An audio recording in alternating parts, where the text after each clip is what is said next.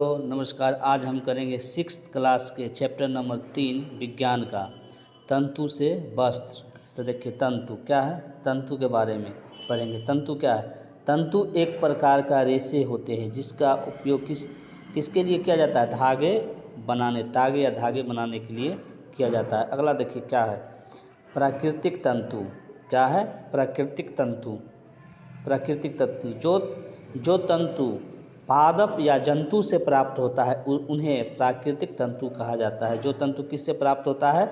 प्राकृतिक या जंतु से, उसे प्राकृतिक तंतु कहा जाता है। पादप तंतु से प्राप्त तंतु कौन है? कपास, रुई, जूट, पटसन इत्यादि। जंतु से प्राप्त क्या है? ऊन और रेशम।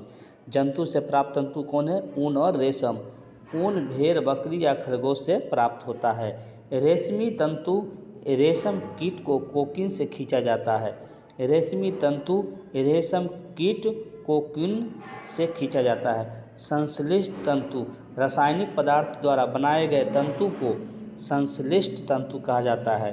तो संश्लिष्ट तंतु किसे कहा जाता है? रासायनिक पदार्थ द्वारा बनाए गए तंतु को संश्लिष्ट तंतु कहा जाता है। जैसे पॉलिस्टर, नायलॉन, एक्रिलिक संश्लिष्ट तंतु उदाहरण इत्यादि।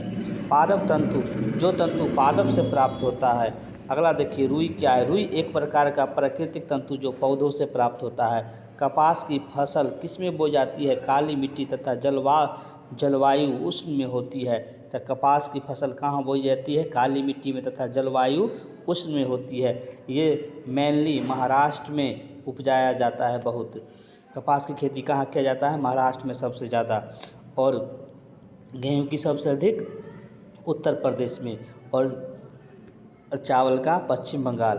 कपास पादप के फल कपास गोलक के पूर्ण परिपक्व होने के बाद कपास के फलों के कपास हस्त चयन द्वारा प्राप्त किया जाता है। कपास के पादप के फल के पूर्ण परिपक्व होने के बाद कपास के बालों से कपास का चयन द्वारा किया जाता है, हस्त चयन द्वारा किया जाता है। कपास का ओटना कपास से बीजों को कंकन द्वारा पृथक किया जाता है। कंकन द्वारा पृथक किया जाता है। इस प्रक्रिया को कपास का ओटन कहा जाता है। आजकल कपास को ओटने के लिए मशीन का उपयोग किया जाता है। पटसन तंतु को पटसन पादप से तने से प्राप्त किया जाता है।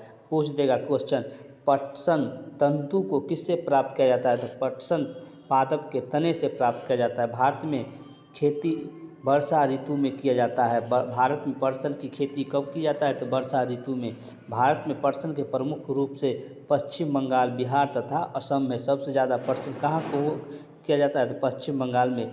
फसल कटाई के बाद पादपों के तने के कुछ दिनों तक जल में डुबा कर रखते हैं।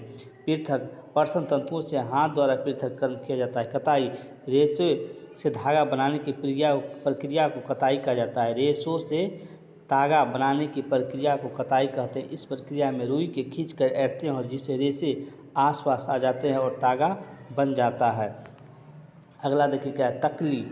कताई के लिए एक सरल युक्ति हस्त तकुआ का उपयोग किया जाता है, जिसे क्या कहा जाता है? तकली कहा जाता है। तो देखिए तकली क्या है? कताई के लिए एक सरल युक्ति हस्त तकुआ का उपयोग किया जाता है, जिसे तकली कहा जाता है। चरखा क्या है? हाथों से प्रचलित कताई में उपयोग होने वाले एक अन्य युक्ति को चरखा कहते हैं। तागों की कताई और कार्य कताई मशीनों की सहायता से किया जाता है। तागों से वस्त्र बनाने की विधि को बुनाई या बंधाई कहा जाता है। बुनाई क्या है? तागों को दो सेटों को आपस में व्यवस्थित करके वस्त्र बनाने की प्रक्रिया को बुनाई कहते हैं।